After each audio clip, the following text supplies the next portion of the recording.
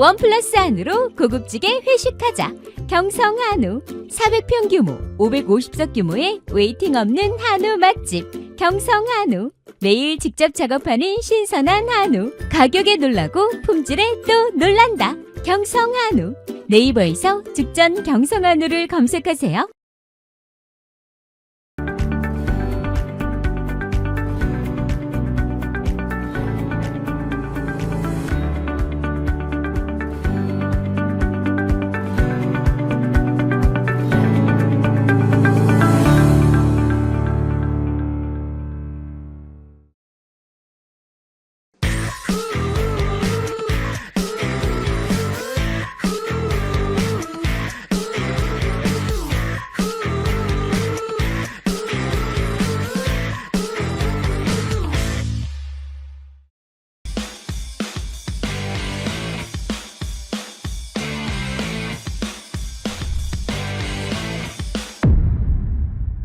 안녕하십니까 시청자 여러분, 송영길입니다. 오늘은 송영길의 딥톡, 심층적인 정치 시사 문제를 토론해보는 딥톡 두 번째 시간입니다. 지난 첫 번째 박선원 국회의원과 김준영 의원 두 분을 모시고 한미 관계를 비롯한 여러 가지 외교 현안을 다뤘습니다. 너무 많은 주제를 다루다 보니까 좀 산만했다 이런 지적이 있어서 오늘은 두 번째 딥톡으로 미국 대선과 한미일 삼각동맹 문제를 집중해서 한번 다뤄보도록 하겠습니다.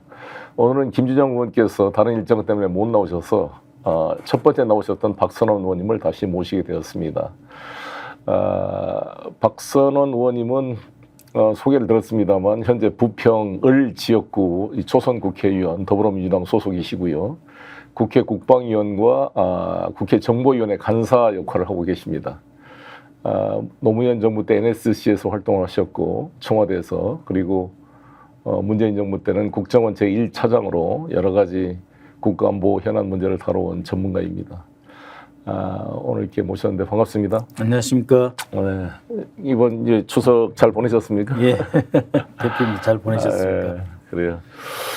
오늘이 좀 특별한 날이에요. 오늘이 9.19 평양선언 6주년이 되는 9월 19일이기도 하고 또 이 김건희 여사가 체코로 지금 간다는데 누가 체포됐냐고 물어서 체포된 건 아니고 체포하고 비슷해가지고 체포돼야 될 사람이 체코로 가느냐 논란이 있습니다만 추석 때 걱정했던 그런 의료 대란 큰 건 없었지만 정말 불안불안한 추석 연휴였고 경제도 좋지 않고 또 폭염까지 막 계속되니까 정말 많이 더웠습니다. 정말 힘든 추석 연휴를 보낸 것 같습니다.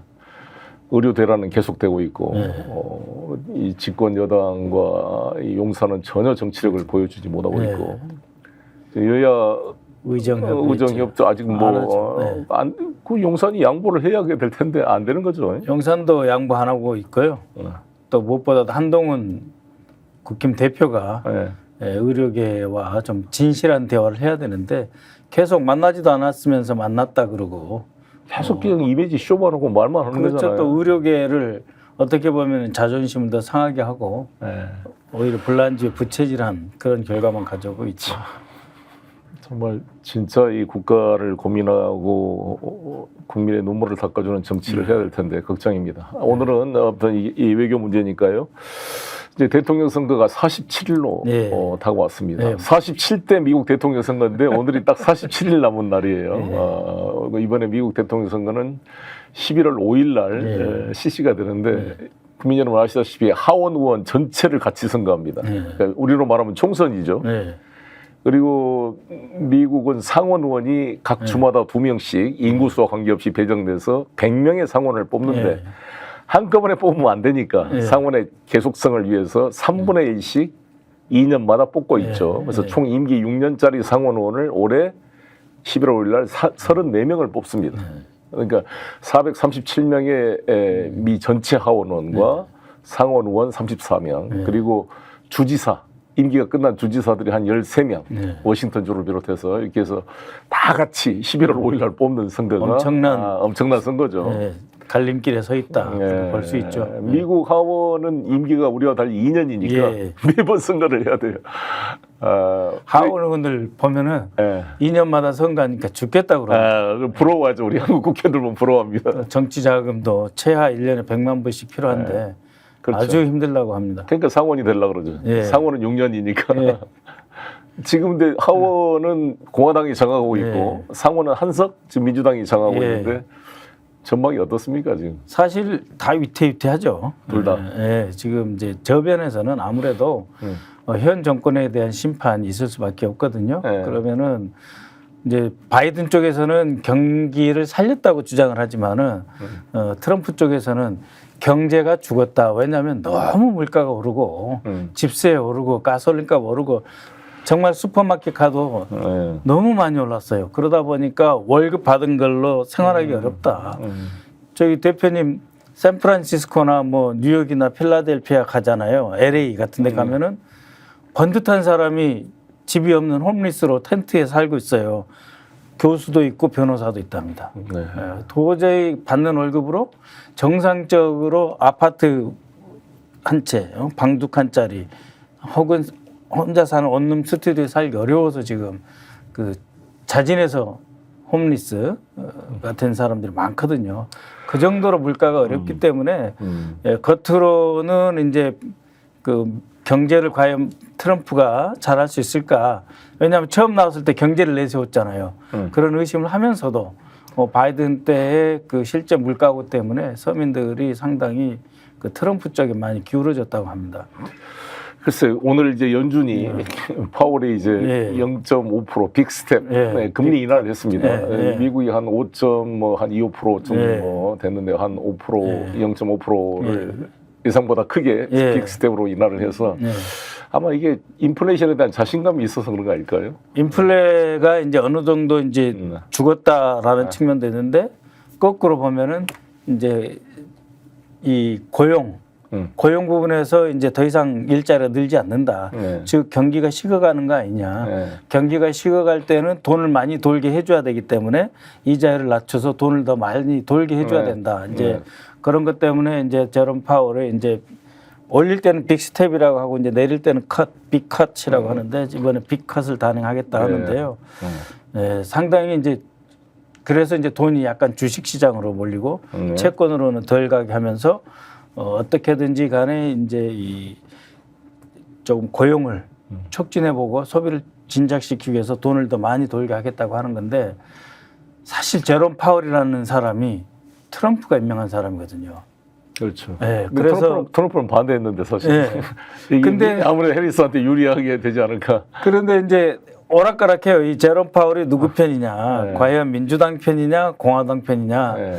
근데 제가 느끼기에는 민주당 편은 아닌 것 같아요. 그래요? 그동안 그 앨런 제닛인가요? 그 재무장관하고 계속 네. 엇박자를 많이 냈거든요. 그런 점에서 보면 이번에 빅컷, 네. 즉 경기가 안 좋아지고 있다는 사인이거든요.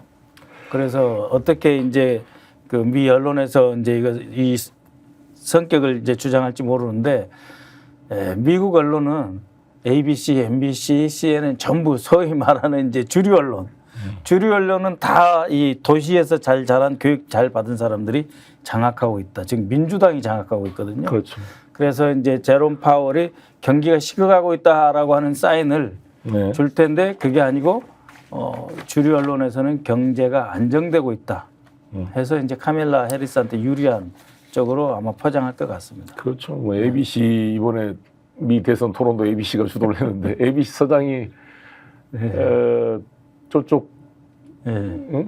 이 카밀라 해리스랑 아주 예. 친한 분이라 그러대요. 그래서 이번에 뭐 이렇게 미리 질문서를 줬다. 또 뭐 팩트 체크는 트럼프만 하고 3대1로 싸웠다 이렇게 본면 해리스는 소리가 안 했다. 나오죠. 이제 그런 말이 나오고 있는데 공화당 쪽에서 이제 조사해야 된다. 심지어 뭐 ABC에 대해서 이제 면허까지 취소해야 된다. 그런 이야기도 나오고 있고 또 뭐 카밀라 해리스는 어쨌든 분위기가 떴기 때문에 계속 이 좋은 분위기로 끌고 가려고 하는 그런 그 운동을 계속할 것 같습니다. 토론 좀 보셨어요?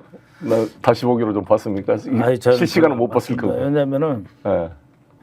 이 토론에서 일방적이다라고 하는 것에 너무 과연 저렇게 토론해도 되는가? 우리는 이제 우리 후보는 늘 불렸었지 않습니까? 뭐 문재인 후보도 그렇고 이재명 후보도 그렇고 늘 분리해서 사실은 조마조마하게 TV 토론 본 적이 많거든요. 내용은 분명히 우리 쪽 후보가 이기는데 왠지 모르게 사회자가 혹은 패널리스트들이 불리하게 이끌어가는 것들 때문에 잘 안 본다. 그래서 TV 토론의 영향을 사실 크게 미치는 않을 텐데 워낙 그래도 이게 박빙의 선거기 때문에 부동층에는 영향을 미칠 것 같고 그렇죠. 특히 이제 테일러 스위프트라는 정말 대단한 이 대형 현대판 비틀스라고 불리는 분이 공개적으로 해리스를 지지를 했습니다. 달리 파튼, 뭐 비욘세보다 훨씬 어떻게 보면 더 매력적이고, 조지 클루니 뭐 이런 사람도 지지했지만, 그러니까 이제 원래 이제 LA에 있는 이제 비버리 힐즈에 사는 그 연예인들 아주 잘 사는 연예인들이 대부분 전통적으로 민주당 지지였죠. 근데 이번에 방금 말씀하신 경우 그 테일러 스위프트 같은 경우는 젊은 층에 아주 설득력이 높은 사람이고 2억 3천만인가요? 거의 3억 팔로워가 3억이고요. 노래도 정말 거의 좋아요. 다 미국인. 이 테일러 스위프트가 30대 중반인데 이 싱어송라이터에서 자기가 직접 작사 작곡을 하는데 그 가사 내용이 정말 젊은이들에게 다가오는 뭐 제가 보다 상당히 감동적인 가사가 많더라고요. 미국 성인 인구의 거의 다라고 해도 과언이 아니죠. 3억 이상의 그렇죠. 팔로워라고 하면은 그러니까 엄청난 파워죠. 이분이 지금 전국 미국 전역을 좀 순회 공연을 하고 있는데 이게 상당히 뼈아픈 대목일 거예요, 트럼프한테. 그렇죠. 뼈 아프죠. 네. 한 사람 한 사람 선거가 치열하면은 47일 정도 남았으면은 자기에게 도움이 될 단 1%라도 도움이 될 사람을 영입해서 앞에 띄우는 게 이제 선거 전략이잖아요. 막판 선거 전략. 근데 여기서 우리가 또 주목하게 될 거는 우리 대한민국 그 재미동포가 260만이 살아요, 미국에. 근데 유권자 등록한 분들이 약 한 120에서 140만 된다 그래요. 제가 국회의원 시절에 미국에 갈 때마다 재미동포 사회에 간담회를 하면 아니 케냐 출신 오바마도 대통령이 됐는데 코리안 아메리칸이 미국 대통령이 되지 말란 법이 없습니다. 많이 진출하고 있죠, 요새. 그래서 김창준 의원 이후로 지금 이번에 4명의 코리안 아메리칸이 이 연방 하원의원이 됐잖아요. 이번 이제 또 다시 출마를 하고 또 앤디 김은 상원에 도전하죠. 상원 의원이 지금 한 번도 안 나왔는데. 그렇죠. 주를 대표하는 거니까. 그렇죠. 이제 상원 의원이 나오면 그다음에 대선 후보로 갈 수가 있는 거죠. 사실 카멜라도 인도 출신의 자메이카 출신 오나분 아닙니까? 옛날에도 그 오바마 처음 나왔을 때 아프리카계 뭐 3분의 1에다가 뭐 케냐 뭐 어디 또 인도 얼마 조금 섞었고 해가지고 뭐가 2분의 1 뭐가 3분의 1 해서 혈통을 아주 복잡하게 그려놨는데 그거는 뭐냐면은 마이너리티라는 거예요. 즉 소수. 소수 인종이다. 그러니까 그거는 백인이 대중적인 어떤 일종의 백인 우월주의 영향을 받아서 상대방 후보를 약화시키려는 그런 캠페인으로 봐야 되죠. 어쨌든 저는 우리 코리안 아메리칸, 우리 한국계 미국인의 상원운도 나오고 언젠가 미국 대통령이 되는 그런 꿈을 꿔보고 있습니다. 그렇죠. 120만이라고 하면은요. 젊은이 빼고 그다음에 거기서 이제 우리 선거 못하는 사람들 있잖아요. 오래 살았지만 선거를 못하는 사람, 즉 젊은 영주권자 빼면 거의 모든 우리 한인의 시민권자들은 다 등록했다고 보셔야 돼요. 엄청난 숫자입니다. 120만. 특히 이제 사실 LA나 샌프란시스코 이런 데는 무조건 민주당이 이기니까 별로 의미가 없고, 그러니까 소위 말하는 스윙 보트라고 말할 수 있는 아주 결정적인 데가 이제 미시간 같은데. 그다음에 펜실바니아의 필라델피아 같은데 우리 한인이 많이 살아요. 조지아주 아틀란타 같은 경우에. 그러니까 이제 10만 명, 15만 명만 돼도 거기서는 상당히 스윙보트 역할을 할 수 있기 때문에 정치적 영향을 발휘할 수가 있고 K-팩이라고 우리 미주 참여 포럼 그 우리 한인 단체가 있어요. K-팩이 최강철 대표 같은 열심히 활동을 하는데 거기 이번에 브래드 셔먼 의원을 저하고도 친한 분인데. 브랜드 셔먼 의원이 주도해서 46명의 여야 공화당 민주당 의원들이 이 한반도 평화 법안을 제출했어요. 서명을 했어요. 그래서 저는 이번 국회와 새로운 정부에서 이 브래드 셔먼 초당적인 한반도 평화 법안이 좀 통과될 수 있기를 지금 기대하는 마음입니다.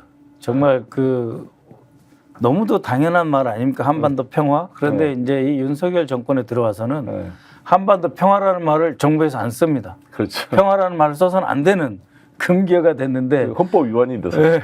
미국 의회에서 네. 한반도 평화 법안을 네. 제출한다는 것 자체가 이제는 큰 사건이죠. 꼭 우리 그렇게 시청자 했으면 여러분, 좋겠습니다. 한반도 평화 법안이 뭐냐면요, 브래드 셔먼이라고 미국 민주당 소속 외교위원이 있습니다. 이분이 케이팩 우리 한인단체와 협력을 해서 한반도의 종전선언과 그다음에 평화협정, 이 정전협정을 평화협정으로 바꾸고 그다음에 북미 간의 연락사무소를 설치하는 이런 기본 내용을 담는 이 법안을 만들었어요. 획기적인 법안인데 이번에 42명의 미 민주당 의원과 4명의 트럼프 최측근 공화당 의원들이 같이 서명을 한 법안입니다. 상당히 의미 있는 그런 활동이 되고 있고요. 이것이 카멜라가 되든 트럼프가 되든 뭔가 좀 성과를 볼 수 있기를 기대하고 있습니다. 네, 이 정권에서 이제 문재인 정부를 요구를 하면서 문재인 대통령이 전 세계를 순방하면서 종전선언을 구걸했다. 그래서 문재인 정부는 좌파 정권이고 뭐 이적행위다, 친북, 뭐 이적행위다. 간첩이다, 뭐 심지어 이런 말이 됩니까? 아니 대한민국에서 지금 1953년에 전쟁이 끝나가지고 지금 얼마입니까? 71년. 70년이 넘는 아마 최장 아미스티스 그렇죠. 휴전협정 최장 상태죠. 휴전협정 상태. 즉 언제든지 전쟁이 교전 됐습니다. 상태로 돌아갈 수 있는 상태. 그것을 미국- 끝내자는데 이렇게 반대하고 그것을 그렇죠. 친북이다 뭐다 말하는 거는 이건 제정신 아닌 정권이에요. 전쟁 계속 하자 그래 놓고 자기들은 전쟁할 준비도 제대로 안 갖추고 있어요. 조금 이따 말씀드리겠지만. 그러겠습니다. 네. 그래서 사실상 우리 대한민국의 헌법 전문이나 대통령의 선서나 모든 헌법은 그렇죠. 평화적 평화 통일을 국가의 제1의 과제로 규정하고 있는데 윤석열 정부에서는 평화 통일이 사라졌습니다. 평화 통일을 추구해야 할 의무를 갖고 있습니다. 책무를 갖고 그렇죠. 있습니다. 헌법적 의무. 네. 국회의원 선서할 때도 했죠. 예, 국회의원 평화적 선서법- 통일 다 들어가 있습니다. 근데 지금 평화를 이야기하면 이상한 그 사람으로 평화를 취급하는. 이야기하면은 통일부나 외교부에서 아예 용역을 주지 않습니다. 제목에 평화라는 단어가 들어가 있으면 안 돼요. 그런 세상이 왔습니다. 그러지 미국에서 한반도 평화 법안을 제출한다는 건 정말 소중하고 가치 있는 일이죠. 네, 그렇습니다. 이번에 이제 하원 구성이 어떻게 될지 모르지만 브래드 셔먼하고 앤디 김 의원이 상당히 또 큰 역할을 그렇죠. 해주고 있어서 저도 뭐 몇 번 만나 뵀습니다만 고맙게 생각하고 있습니다. 근데 이제 영김 의원, 우리 인천 출신인데 저 같은 또래고 지금 영김 의원은 아주 서부, 보수적이죠. 그죠? 네. 서부인데 보수적이고 네. 앤디 김은 이제 동부에 있는데 이제 좀 여기는 상대적으로 이제 진보적인 민주당 핵심이고 뭐 대단한 분들입니다. 그래서 지금 이제 7월 달에 바이든이 사퇴한 사퇴하고. 이후로 카멜라로 후보 교체되고 또 최근에 TV 토론에서 상대적으로 성공함으로써 카멜라가 지금 막 리드하고 있는 걸로 보여지고 있는데 어떻게 전망하고 계십니까, 우리 박 의원님은? 여러 가지 이제 그 여론조사가 나오고 있습니다. 그래서 이제 카멜라에게 가장 유리한 여론조사는 전체적으로 한 6%를 카멜라 해리스가 앞서고 있다. 민주당 후보가 앞서고 있다라고 하는 거고 이제 그에 반해서 이제 네이트 실버나 이런 사람들을 인용해 가지고 정책으로 들어가서 무엇이 제일 중요하냐. 경제가 중요하다. 경제에서는 누가 더 잘할 것 같으냐. 그러면 또 5, 6% 이상 트럼프가 이겨요. 그래서 그 경제가 중요하다. 아니면 이민에 대한 그 대책이 중요하다. 이런 쪽으로 구체적으로 정책 현안에 들어가면은 좀 트럼프가 유리한 걸로 나오고 전체적으로 분위기를 대표하는 내일 투표라면 누구를 지지하겠느냐 할 때는 좀 카멜라 해리스가 유리한 것만은 사실입니다. 근데 이제 제가 주목하는 거는 두 가지입니다. 민주당이 유리한 측면이 하나 있습니다. 지난번에 이제 바이든하고 그 트럼프하고 이제 대선을 했을 때는 제가 이제 정보기관에 있었는데 와 민주당이 어떻게 보면 이 구석구석까지 표를 긁어 모으는 능력이 상상을 초월합니다. 그러니까 이제 반이미 이런 데 두려움을 느낀 그 사람들이 있지 않습니까? 뭐 멕시코계도 있고 뭐 아랍계도 인도계, 중국계 다 후보 등록 아니 선거인단 등록을 한 거예요. 그것을 민주당이 싹 긁어 모아서 정말 바이든이 압도적으로 트럼프를 이겼다.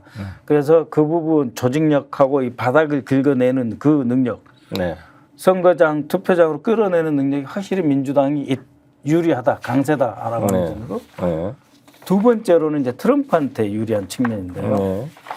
부지불식간에 뭐 정치적으로 올바름을 추구해야 된다, 혹은 뭐 인종주의를 반대해야 된다라고 하는 게 표면적으로 나와 있지만 PC주의라고 그러는 네. 소위 폴리티컬 코렉트니스라고 네, 하는 네. 정치적으로 올바름을 추구해야 한다는 게 있지만 분명히 미국 사회는 백인 우월주의와 백인 다수입니다. 그래서 그렇죠. 아무리 계산해봐도 65% 정도는 되거든요. 백인이. 60에서 70% 정도가 네. 아직은 백인이 네, 백인이 압도적인 겁니다. 압도적이죠. 압도적인 거죠. 예. 그리고 그 특히 이제 그 상대적으로 교육을 덜 받았지만 보수적인, 그리고 이제 소득은 좀 작은 네. 적은 백인들, 그걸 이제 푸어 화이트, 가난한 백인들은 이제 몰표예요. 네. 몰표고 그 거의 대부분의 이제 그 지역에서 민주당이 유리했었는데 그 뭐 자동차 산업이라든지 이런 것들이 안 되면서 네. 친공화당을 확 쏠린 부분이 많아요. 그래서 그런 그 백인들이 한꺼번에 움직일 때, 소위 이제 몰표 대이동이 일어날 때는 이거는 막을 방법이 없는 거예요. 공화당한테 유리하다는 거죠. 네. 그래서 이 바닥을 파고드는 민주당의 조직력과 여전히 그 백인 우월주의가 겉으로 드러나지 않지만 저변으로 깔려있는 그 흐름을 이제 트럼프가 분명히 살리려고 할 겁니다. 그래서 그 두 가지 그렇죠. 싸움인데 대외 정책으로서는 트럼프가 우리한테는 좋고 경제 정책에서는 아무래도 해리스가 조금 우리한테 낫지 않는가. 크게 보면 그렇습니다. 근데 실제로는 사실 미국 언론, 주류 언론 이런 문화적인 예. 영역을 다 민주당 쪽이 장악하고 그렇죠. 있기 때문에 예. 언론에는 항상 예. 그 민주당 옛날도 힐러리가 우세한 걸로 나왔는데 트럼프한테 졌고 예. 이번에도 예. 해리스가 우세한 걸로 나오고 그렇죠. 우리나라 언론도 대부분 그걸 받아 쓰기 때문에 예. 트럼프가 아주 불리하게 보여지지만 예. 실제 샤이 트럼프도 있고 예. 아직 알 수가 없는 여러 가지 요소, 복병들이 있는 거잖아요. 그렇죠. 그러니까 이제 트럼프의 세계관, 예. 아니면 트럼프가 보는 국제 정치에 대한 인식, 이런 거에 대해서는 뭐 쉽게 우리가 동의하기는 어렵습니다. 우리 민주당 입장에서. 그렇지만은 이제 트럼프가 현재 국제 정치에서 가장 중요한 이 현안, 즉 전쟁을 종식시키는 문제에 네. 대해서는 조금 더 적극적입니다.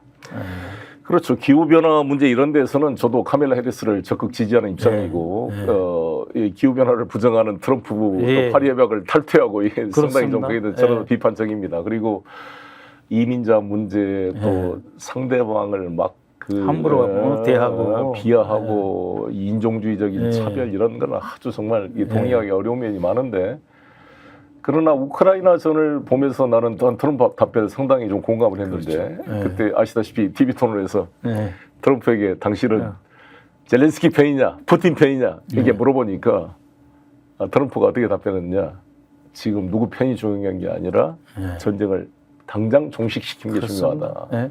우크라이나 러시아 젊은이들이 죽어가고 있다. 젊은이가 죽고 여성이 죽고 노약자가 죽는 누가 것이 이기냐의 문제가 아니다. 네. 아무튼 나는 아주 그건 마음에 들더라고요. 네. 그런 마인드. 네. 트럼프가 지금 자기가 자랑하는 게 자기 4년 임기 동안 대통령 네. 때 한 번도 전쟁이 난 적이 없다. 네.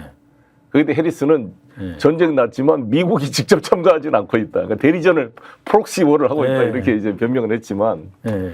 어찌됐건 전쟁이 없었다는 것은 그러니까 이제 현 바이든 정권도 차이가 그렇고 국제 분쟁에서 개입해서 차단하고 예방하고 전쟁이 일어나면은 종식시키는 노력을 해야 되는데 그렇지 않고 대리전이고 우리 국민 죽는 것 없고 우리 무기 팔면 되니까 전쟁은 좋은 거다라고 생각한다면 그것은 정의롭지 못하죠. 그래서 저는 여기서 좀 하나 지적할 점이 국민 여러분 이라크전이 2003년도에 발생했거든요. 예. 제가 그때 바그다드까지 가서 이라크전을 반대하고 싸웠던 예. 사람인데 그래서 제가 이라크전에 대해서 너무 피부로 제가 예. 이라크를 2번이나 다녀왔습니다. 예. 소위 말한 조지 W 부시의 프리엠프티브 팔러시 그러니까 선제 공격 전략을 비판하고 이라크의 WMD 대량 살상 무기가 없는데 이거를 있다고 왜곡해서 지금 이라크를 침략한 거잖아요. 그렇죠. 근데 이라크 침략 때 반대했어요 트럼프가. 스투피드하다.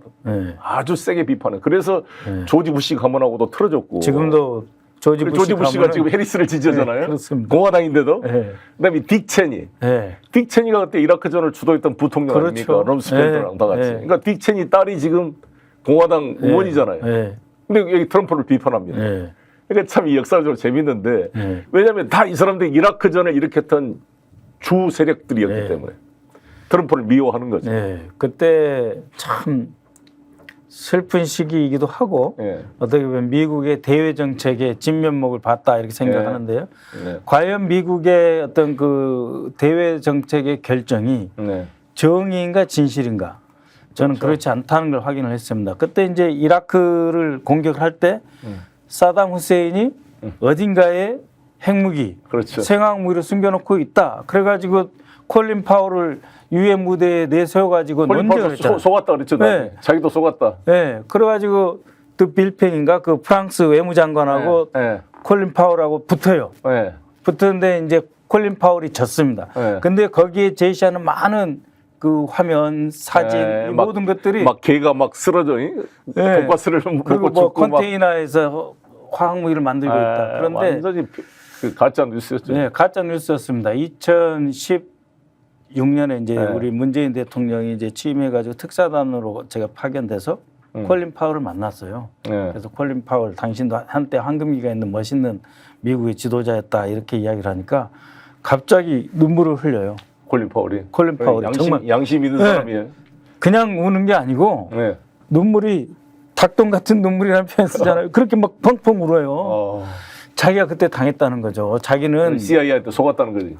속았다는 겁니다. 자기가 국무장관으로 가가지고 유엔 안전보장, 유엔 시큐리티 카운슬 안보리에서 안전보장 이사회에서 전 세계를 향해서 자기가 사담 후세인이 핵무기를 개발하고 스모킹건이 발견됐다 했는데 자기가 돌아보니까 한낱 자기는 어떻게 보면은 정말 꼭두각시 아닌 어릿광대가 됐다. 그때만 생각하면 라이스 당시 그 국가안보보좌관이 그렇게 밉다. 라이스를 자기는 믿었다는 거예요. 그러면서 자기가 그때만 생각하면은 울분이 치밀어 오른다는 거예요. 그래서 처음에 공격을 할 때는 사담 후세인이 마치 대통령궁에 핵무기를 숨겨놓은 것처럼 방송을 하고 광고를 했잖아요. 나중에 없으니까 뭐라고 합니까? 우리는 석유를 위해서 전쟁을 할 수 있다. 전 세계를 위해서 좋은 거 아니냐. 석유 가격이 다운돼서 좋은 거 아니냐. 근데 석유 가격이 다운되지 않았습니다. 그러니까 뭐라고 하는지 아십니까? 민주주의 확산을 위해서 우리는 선제 공격을 해서 악의 축인 이라크의 사담 후세인을 제거하는 것 자체가 전쟁의 목표였다. 전쟁의 목표를 바꿔버려요. 저도 정말. 그때 워싱턴 교회에서 제가 현역 국회의원일 때 조지 부시 그 현역 대통령을 별장에서 만났어요. 한 30-40명. 거기 미 상원의원들하고 그 만나서 내가 부시한테 직접 물어봤거든요. 전쟁의 목적에 대해서. 그랬더니 이렇게 표현하더라고. 민주당이 자기들을 비판하지만 이 석유가 이 테러리스트 그룹에 넘어가는 것을 우리가 미연에 막은 것이다. 그러니까요. 이렇게 이제 그게 원래 계획이 아니었잖아요. WMD에서 계속 목표가 3번 바뀝니다. 처음에는 이제 대량 파괴 무기를 막으려 했다. 아니니까 석유 막으려 했다. 아니니까 민주주의 확산 정책이다. 좀 옆으로 나갔습니다만 어찌됐건 트럼프의 이런 면이 있었다는 것이고 뭐 최근에 또 재미있는 현상은 JFK 그러니까 이 케네디 가문의 JFK의 동생 로버트 케네디 법무부 장관이었죠. 이분도 암살돼서 비극적 생애를 마쳤는데 이분의 아들 JFK 그러니까 로버트 케네디의 2세가 이번에 대통령 후보로 나왔는데 뭐 10% 이상 상당히 잘 나갔었죠. 이러다가 이번에 사퇴를 하면서 트럼프 지지를 선언했어요. 근데 트럼프 지지 선언했던 내용을 보면 그렇습니다. 지금 우크라이나 전쟁에 대해서 트럼프 입장을 지지하고 소위 말하는 이 전쟁 광들이다. 이 바이든과 이 지금 민주당 정부가 하마스 전쟁도 그렇고 우크라이나 전쟁도 빨리 스톱해야 된다. 우크라이나를 뭐라고 이 로버트 케네디 2세가 이야기했냐면 만약에 멕시칸 국경에 멕시칸 군인들이 미국을 이렇게 침략에 들어오면 미국이 가만히 있겠냐.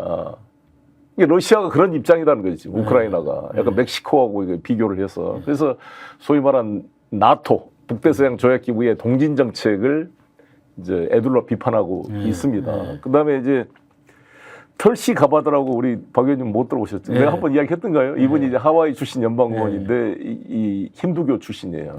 상당히 이라크 전에도 참여했던 여성분인데 미 연방 하원 의원이었고 지난 바이든 때 대통령 후보로 카밀라랑 같이 나왔었어요.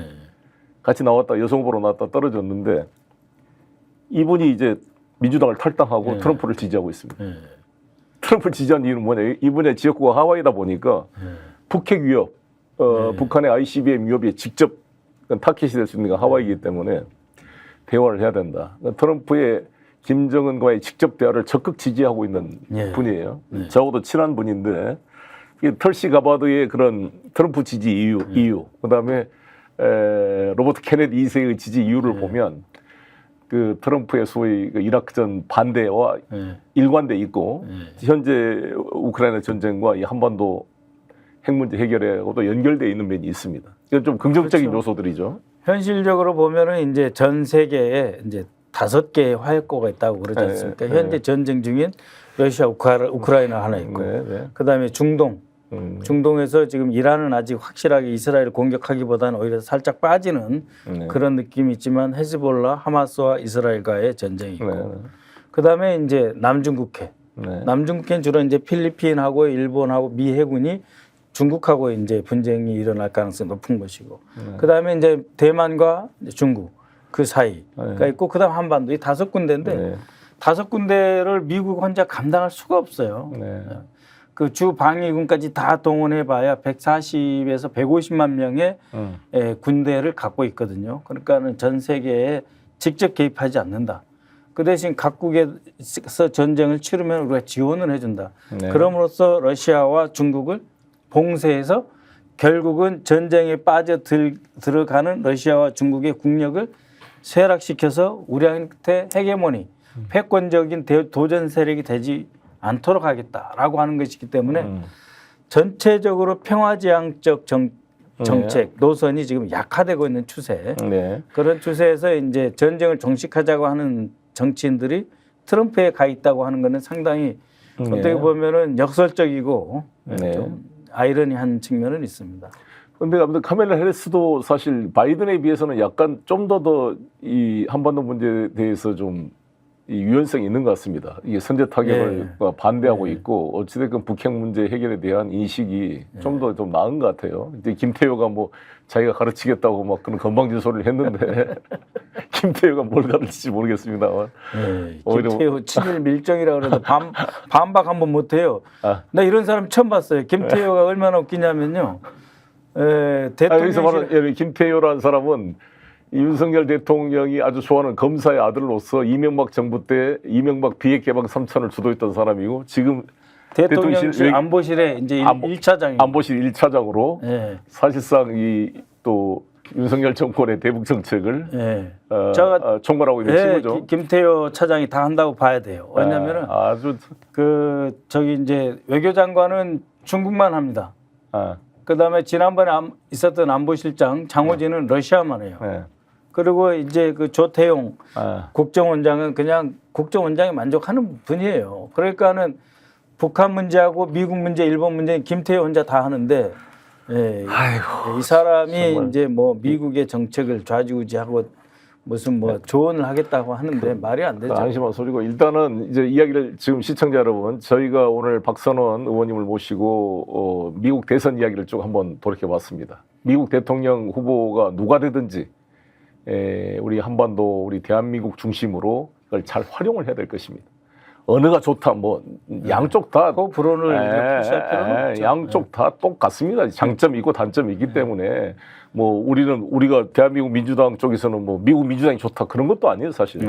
어쨌든 그러니까 다 자국의 이익을 중심으로 민주당 공화당이 하기 때문에 우리 대한민국도 대한민국 중심으로 해야죠. 우리가 미국의 무슨 식민지나 속국이 아닌 이상 미국은 우리의 동맹이기는 하지만 우리가 이해관계가 부딪힐 때도 많잖아요. 방위비 분담 문제라든지 그렇지 않습니까? 또 여러 가지로 이 반도체 공장을 뺏어가는 문제라든지 그다음에 뭐 인플레이션 법 같은 여러 가지 관세 문제에서 우리가 미국과 이해가 부딪히는 면이 많습니다. 원자력 협정의 재처리 문제도 마찬가지고 그다음에 소위 오늘 체코 간다 그러는데 웨스팅하우스가 지금도 체코에 파는 APR 1400 지적 소유권 주장하고 있는 거잖아요. 원천 기술은 웨스팅하우스가 갖고 있다. 그러니까 그것도 문제라고 지금 발목 잡고 있는데 그런 거를 해결을 못하고 무조건 한미동맹 미국 시킨 대로 따라가는 게 한미동맹이 아니기 때문에 우리 입장에서 이걸 해결을 해 나가야 되는데 그래서 우리가 지금 미국 대선을 간략히 살펴봤습니다. 이제 47일 남았습니다. 11월 5일 날 결정이 됩니다. 누가 되든지 간에 우리 대한민국 국익을 지키기 위해서 우리가 준비를 해야 되는데 이와 관련돼서 최근에 논란이 된 게 이제 한미일 삼각동맹의 문제입니다. 최근에 호준석이라는 국민의힘 대변인이 한미일 삼각동맹이라는 공식 용어를 써서 논평을 발표한 바람에 이거를 가지고 우리 김병주 민주당 최고위원이 국회 대정부질문에서 한덕수 총리한테 지적을 했고 한덕수 총리도 한일 동맹은 절대 아니다. 한미 동맹만이 중요하고 한일은 협력 단계다 이렇게 말을 해서 총리가 오랜만에 맞는 말을 했다. 그렇죠. 그런데 이 정신 나간 국민의힘이 대변인이 이런 걸 했다 그랬더니 막 그거 가지고 난리가 났잖아요. 난리가 났죠. 정신 나갔다는 말을 했다고 막 김병준을 징계하자고 난리를 치고 있는데 오늘은 그래서 이제 논란이 됐던 이 한미일 삼각동맹 한미일 논란에 대해서 한번 얘기를 해보겠습니다. 한미일 한번 협력인데요. 체코에 대해서 한 말씀만 드려야 될까요? 해보시죠. 아까 이제 웨스팅하우스가 이제 원천 기술 다 갖고 있다 이제 말씀하셨는데 이 윤석열 정권은 이제 원자력 정권이에요. 그러니까 이제 마치 그 앞으로의 미래 에너지도 원자력이 있다라고 믿는 그런 세력들인데 체코에서 그것이 25조가 됐든 30조가 됐든지 간에 이제 방리 담회로 아주 싸게 계약을 하고 덤핑을 하는데 덤핑을 하면 뭐가 문제냐면은 웨스팅하우스는 자기 것 다 받아요. 자기들이 우리한테 팔아야 될 뭐 엔진, 터빈 뭐 이렇게 가동시키는 그 원자로의 핵심 기술이라든가 핵심 장비는 우리한테 원가로 해서 다 받아갑니다. 그럼 우리는 남는 게 없어요. 남는 게 없는데 오로지 그 미래 세대가 손해 보더라도 계속 이 공사를 24조짜리든 30조짜리든 계속 함으로써 앞으로 원자력 세력들이 이제 계속 유지되게 만들어주고 그것은 뭐냐면 그 에너지 원자력을 우선해야 되기 때문에 그 풍력이라든지 태양광이라든지 향후 우리가 반드시 해야 되는 재생에너지 RE100 재생에너지 또는 재생전력으로 산업구조와 에너지 기반이 바꾸는 것을 방해하고 저해하는 요소가 되거든요. 그래서 이 체코 가서 뭐 몇 조 팔았다고 세일즈에게 성공했다고 하는데 우리나라 장래에 오히려 후퇴를 가져온다. 그러니까 이번에 이제 프랑스 올림픽 때 우리가 프랑스로부터 약간 홀대를 받은 게 있잖아요. 근데 우리가 체코 원전에 관련해서 프랑스하고 아주 치열한 경쟁을 했고, 근데 프랑스에 비해서 우리가 거의 뭐 반값 수준의 견적을 냈다는데 이것이 이제 덤핑이냐? 이제 한송이나 이쪽에서는 우리의 원자력 산업의 기술 경쟁력 때문에 원가가 절감된 거다. 그런 요소가 같이 나는 섞여 있지 않을까 생각이 드는데 어찌됐건 이게 빚 좋은 뭐가 안 되기 위해서는 제대로 손익 계산과 원가 계산을 해봐야 될 문제이고 사실 웨스팅하우스가 사실은 페이퍼 컴퍼니예요. 근데 그렇습니다. 얘들이 지적 소유권 주장하면서 지금 권리만 있죠. 갑질을 하고 있는 건데 한미 동맹을 말하려면 이런 문제를 사실 바이든 대통령과 만나서 풀어야 되는데 윤석열 대통령이 이 웨스팅하우스 지적 소유권 분쟁 문제를 제대로 이해하고 있는지도 모르겠어요, 저는. 이 웨스팅하우스 이제 현재의 이제 대주주는 이제 캐나다 소유. 캐나다 사모펀드로 갔죠. 원래 일본이 인수했다가 다시 팔아가지고. 그래서 이제 국익 외교라고 한다면은 미국이 됐든 캐나다가 됐든 간에 적극적으로 지금 뛰어야 될 때죠. 아니, 내가 윤석열 대통령을 한번 평가할 만했다면 무식하게 나는 웨스팅하우스를 우리가 한수원이나 두산중공업이 인수하기를 바랬거든요. 두산중공업이 한번 인수 시도했었어요. 2조 정도 썼는데 4조를 써가지고 일본이 가져갔죠. 도시바인가? 도시바 맞습니다. 도시바가 가져갔죠. 차라리 이거를 이 웨스팅하우스를 우리가 인수했으면 원전 해체 시장을 준비할 수가 있었거든요. 지적 소유권 문제도 해결하고 어찌됐건 윤석열 대통령의 이러한 원전 산업에 대한 전략적 고민이 돼 있는지 의문이고 그냥 체코 가서 그냥 김건희 여사랑 가서 그냥 쇼핑하고 거기가 사진 찍고 숟가락 얹고 오려고 지금 얼마나 가고 싶어서 지금 오늘 비행기 타고 신나게 가겠어요. 체코 수도 프라하에 가서 사진 찍고 싶어서 가는 거죠. 그러니까 정말 이 무능한 정권의 부부의 정말 범죄 패밀리의 대통령 놀이하는데 국가 예산이 소요되고 있고 체포돼야 될 사람이 지금 체코를 가고 있는 그런 상황이 되어 있습니다. 뭐 그건 그렇고 일단 이제 다시 한미 안보 협력에 대해서 미국이 일관되게 카스라테부터 미락부터 최초의 1853년 뭐 페리 제독의 일본 내항에서부터 시작해서 모든 고민의 중심은 일본이고 미국 외교, 아시아 외교 핵심은 일본이고 한국은 일본을 방위하는 일종의 지피 개념으로 이해하는 성향이 강하잖아요. 물론 그렇지 않는 미국인도 있지만 그래서 우리 한미 동맹이 미일 동맹의 종속 변수로 갈 거냐 말 거냐. 우리 민주당 정부 우리 같은 사람들은 한미 동맹의 독자성을 강조하고 미일 동맹의 종속이 돼서는 안 된다는 입장을 일관되게 해왔고 한미일 동맹의 제2의 나토는 위험하다. 이걸 지적을 해왔는데 지금 윤석열 정부에 들어와서 아주 가속화되고 있어요. 가속화되고 있습니다. 한미일 군사동맹과 소위 아시아판 나토를 만들기 위한 이게 돼 있어서 아마 미국의 수건이 드디어 이제 해결되는 것 같다. 아시아의 새로운 시대가 열리고 있다. 미국은 지금 윤석열을 칭찬하면서 이러고 있죠. 그래서 대단히 위험한 생각이 드는데 이에 대해서 한번 그러니까 이것이 가진 의미를 한번 설명해 주시죠. 언뜻 보면 이제 북한이 핵 개발을 더욱 가속화시키고 있기 때문에 북한에 대해서 공동 대응한다 하는 것을 이제 내세우고 있거든요. 근데 실제 그렇지 않습니다. 단 한 번도 미국도 그렇고 일본도 그렇고 저번에도 이야기했지만 뉴욕과 워싱턴과 로스앤젤레스를 포기해 가면서 서울을 지킬 생각이 없어요. 없습니다. 그래서 지금 우리 안보를 중점 어디다 둘 것인가. 우리는 여전히 대북 억제입니다. 그래서 북한이 남침하지 못하도록 억제를 하면서 동시에 군사력으로 다 되는 것이 아니거든요. 그래서 군사 외교를 통해서 한편으로는 억제를 하면서 한편으로는 대화하는 것이 올바른 안보의 목표죠. 그런데 이제 일본이 마치 북한이 핵무기 쏘면은 북한을 억제하는데 같이 싸워줄 것처럼 생각하는데 전혀 그렇지 않습니다. 일본의 가장 큰 안보의 그 고뇌는 뭐냐면은 이걸 한번 보여드리겠면은 언뜻 보면 대만 해협에서 오키나와로 이어지는 그 선에서 일본이 남쪽으로부터 압박을 받고 있거든요.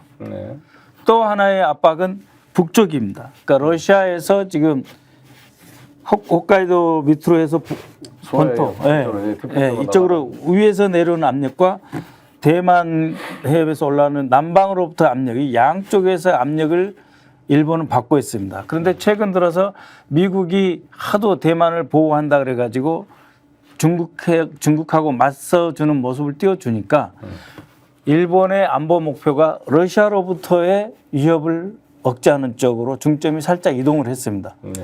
타이완 보호는 이제 1차적으로 미국이 한다 하는 것이죠. 그렇게 되면서 이 동해가 일본의 그 방위의 전초 기지 내지는 전쟁터로 상정이 되는 겁니다.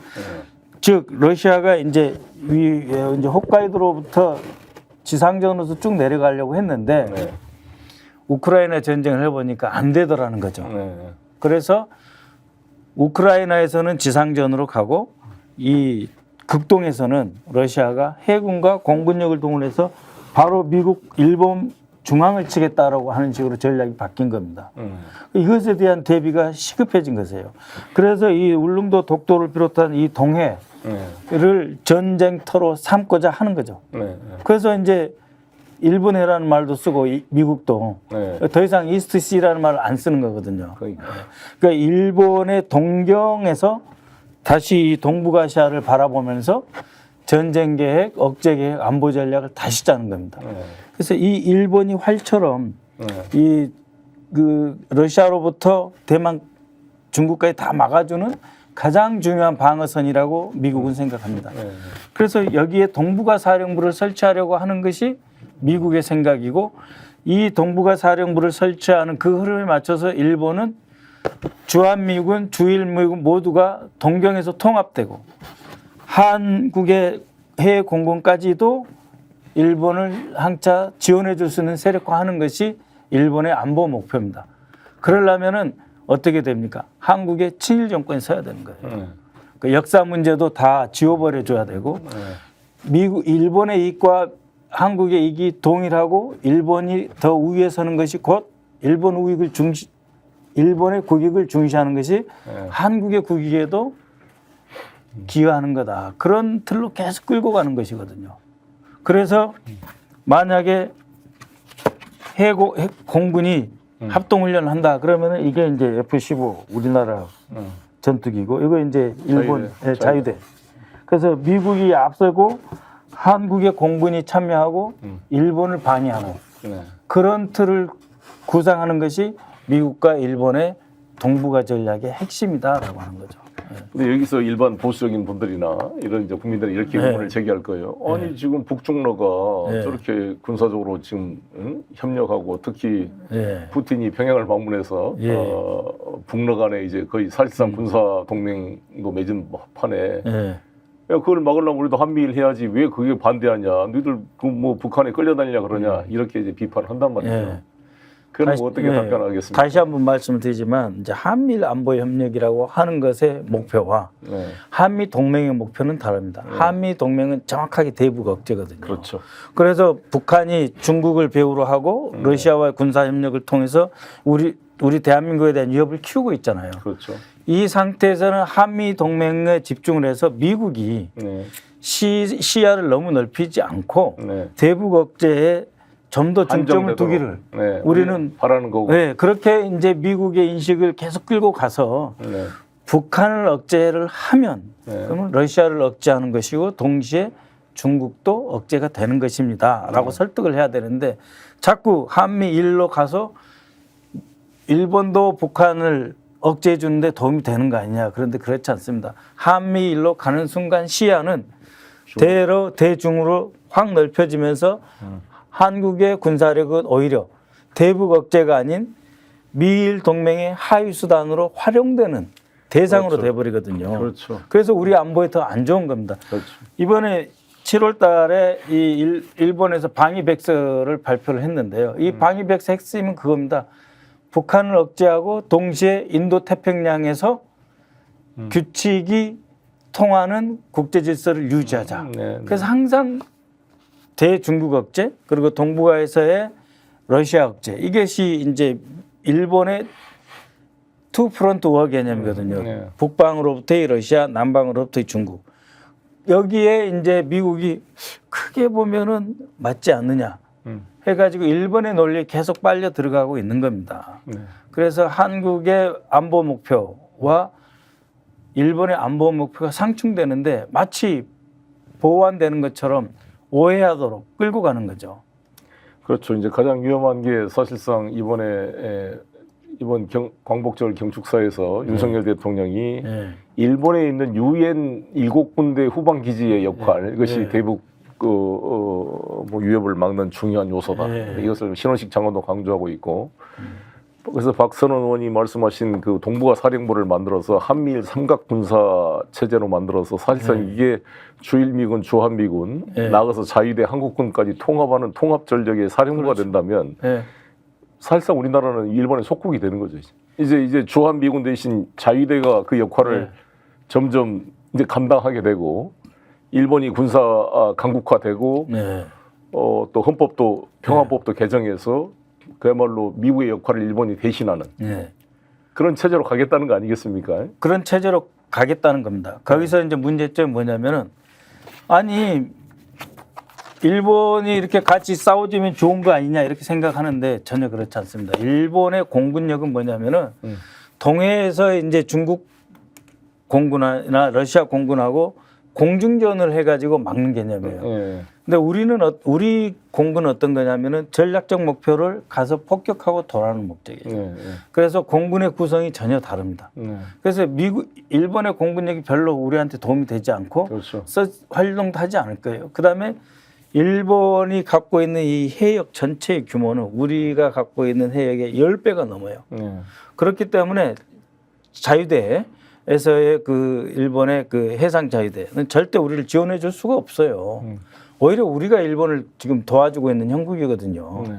우리가 일본 버텨서 주고 우리가 동해에서 우리 해군이 다니면서 미리 북한이나 러시아, 중국이나 이런 데서 오는 미사일 위협을 실시간으로 일본에게 제공해 줌으로써 우리가 일본의 안보를 미리 지켜주는 이런 형국의 그렇죠. 지금 그 지소미아 같은 경우에 한일 간의 그렇죠. 정보도 사실 우리가 보통 장거리 미사일을 쏘았을 때 얼리 디텍터라고 그러죠. 그러니까 조기 경보 기능으로 해서 공중에 요격할 수 있는 시간을 주는 거잖아요. 일본한테. 그렇습니다. 근데 이제 이번에 일본 방위백서에 보면 뭐가 있냐면은 한국 정부는 뭐라고 하고 있냐면은 경보 데이터를 준다 이렇게 돼 있어요. 그러니까 어떤 사건이 터지면 그 사건에 대한 데이터를 준다 이렇게 이야기를 하고 있는데 일본은 뭐라고 그랬냐면 실시간 경계 데이터를 한국으로 받고 있다 이렇게 돼 있어요.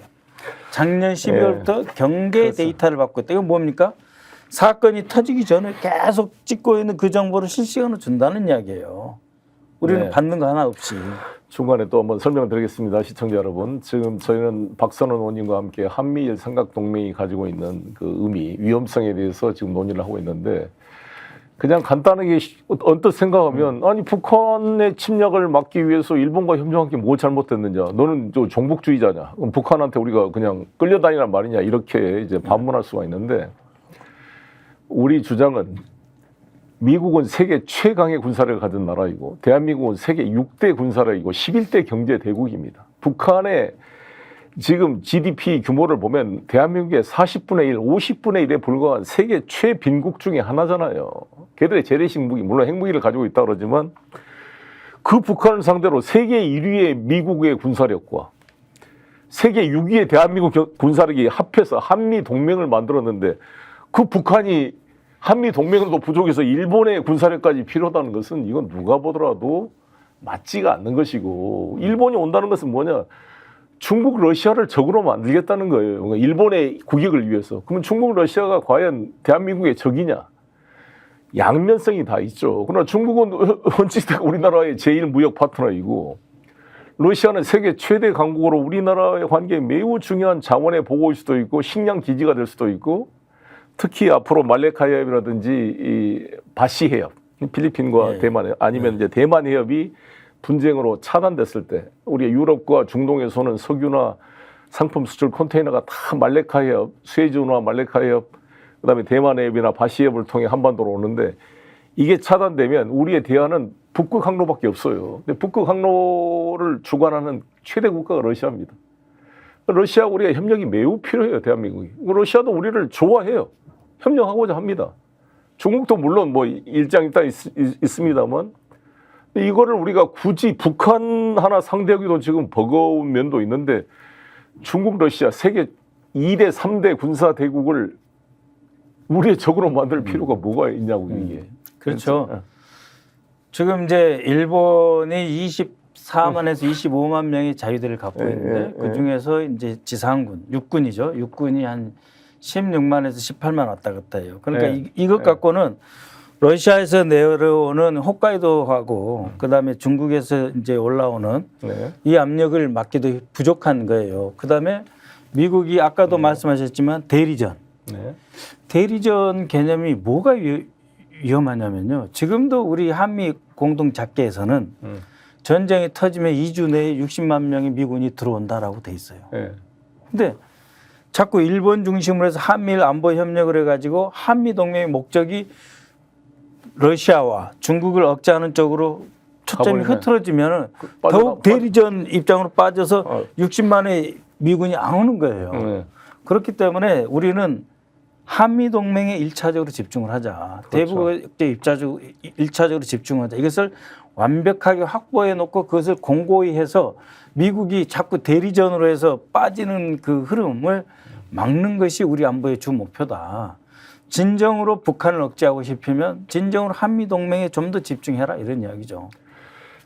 그러나 또 한 번 보면 미국이야 우리나라를 식민지로 한 경험이 없는 나라지만 일본 우리를 침략해서 식민지로 만들었고 지금도 독도를 자기 땅이라 그러고 위안부 강제징용을 부정하고 있고 그렇죠. 야스쿠니 신사를 참배를 하고 이 제국 일본을 지금 계승하고자 그런 거잖아요. 그렇죠. 건국주의 일본을 다시 하고 싶은 그렇죠. 거죠. 제가 항상 하는 얘기가 저는 일본 친구들도 많습니다. 일본 국회의원들 아시다시피 뭐 고노다로나 마이야라 세이지 뭐 여러 가지 지금 일본 현역 국회의원들하고도 지금도 소통을 하고 있는데 제가 항상 일본 언론을 만날 때마다 하는 이야기가 나는 친일 국회의원이다. 내가 말한 친일은 정말 민주주의와 시장 경제를 지향하는 이 소위 전후 민주주의 일본 국가의 친일을 하고 싶은 것이지 일제 일본 군국주의와 이를 계승하고자 하는 세력과 친하고 싶은 생각은 없다는 거잖아요. 그러니까 우리가 말한 친일은 정확한 표현이 아니에요. 친일제. 그러니까 일제의 잔재, 일제 군국주의와 동조하는 것은 있을 수가 없고 더구나 독도를 지금도 자기 땅이라고 그러고 일본해로 동해를 바꿔버리고 이런 것에 또 미국이 끌려가는 상황에서 일본의 사실 이 자위대 재무장은 저거는 일본 평화법 위반이기도 합니다. 헌법 개정을 부추기고 도와준다는 것은 참 이 대한민국 국익에 어긋난 것이라고 생각하는데 어떻게 보십니까? 그러니까 이제 지금 기시다 뒤에 나오는 총리는 누가 됐든지 간에 이제 헌법 개정을 주장을 할 것입니다. 그다음에 이제 전쟁을 할 수 있는 자위대, 즉 자위대라고 하는 것은 셀프 디펜스 방어만 하겠다는 뜻이잖아요.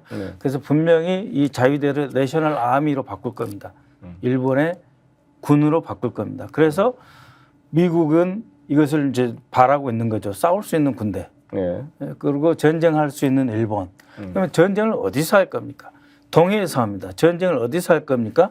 러시아와 중국하고 전쟁을 하고 그것을 막을 수 있겠다라고 하는 거죠. 이 안보 목표와 대한민국의 대북 억제와 남북 평화, 교류를 통한 새로운 한반도, 평화롭고 확장된 대한민국의 국익, 자유롭고 민주적인 한반도라고 하는 우리의 비전하고 안 맞는 거예요. 그렇죠.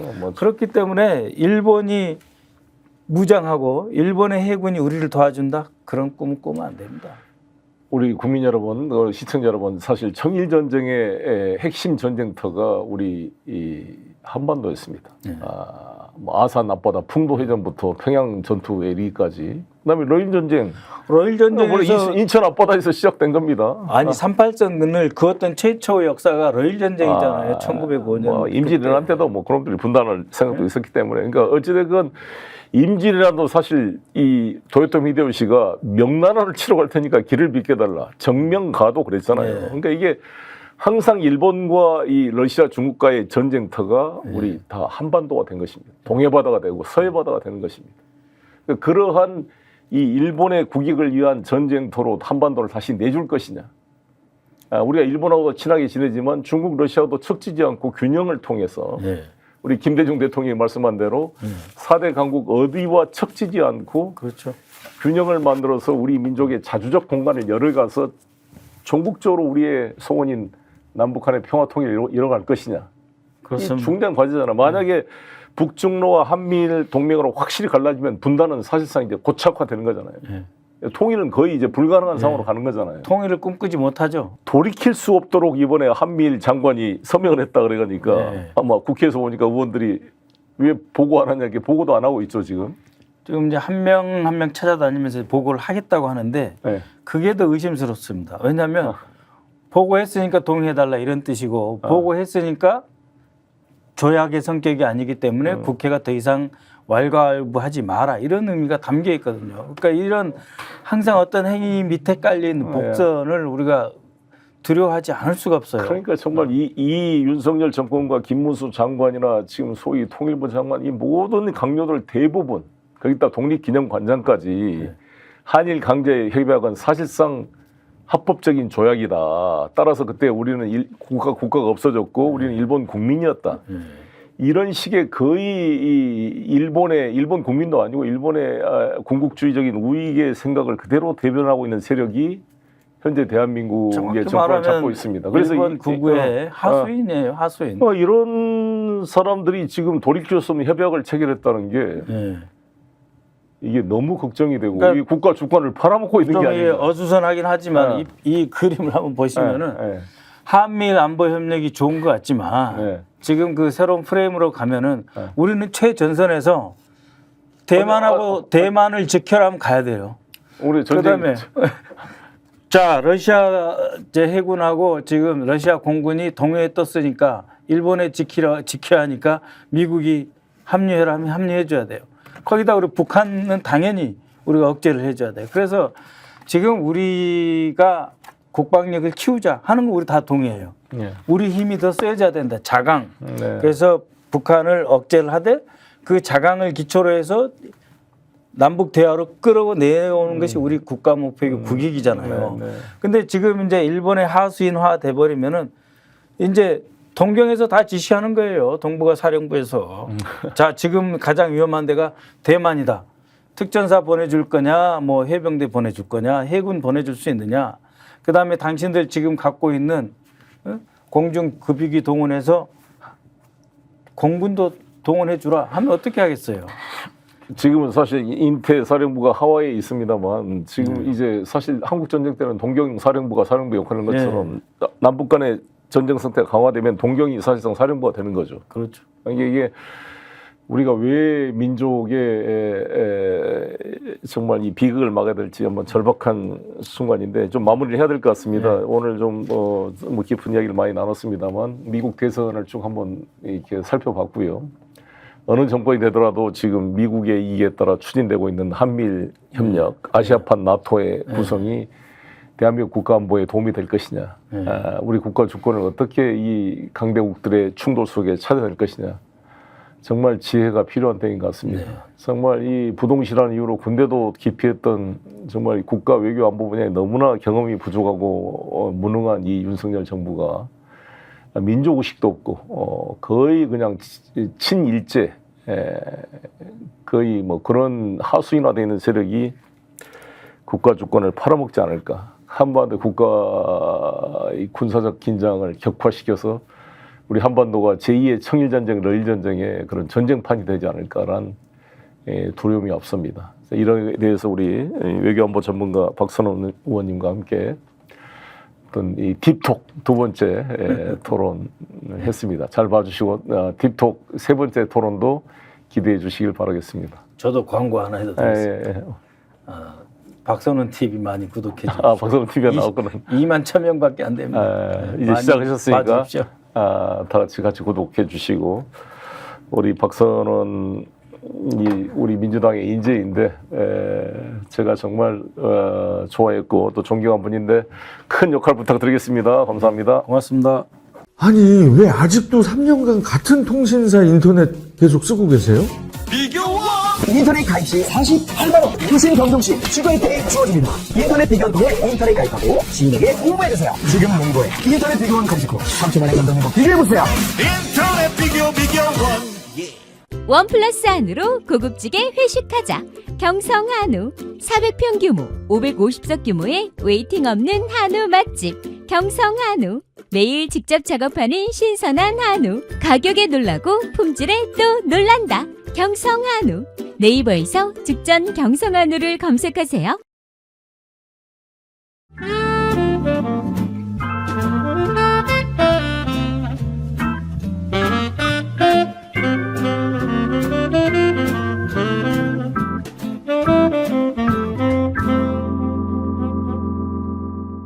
보험에도 점검이 필요합니다. 요즘 경기가 어려워서 보험료 내는 것도 부담스럽죠. 보험료는 줄이고 보장은 넓게. 건강보험도 자동차 보험도 나에게 맞춤 보장. 믿을 수 있는 보험 전문가들. 믿을 수 있다 더 착한 보험. 본 광고는 손해보험 광고 심의 기준을 준수하였으며 유효기간은 심의 결과 통보일로부터 1년입니다. 스픽스는 말하는 언론입니다. 대세는 유튜브, 그중에서 스픽스. 좋아요, 댓글, 구독, 알림 설정. 여러분이 저희를 사랑해 주시고 우리가 여러분을 사랑하는 4가지 방법입니다.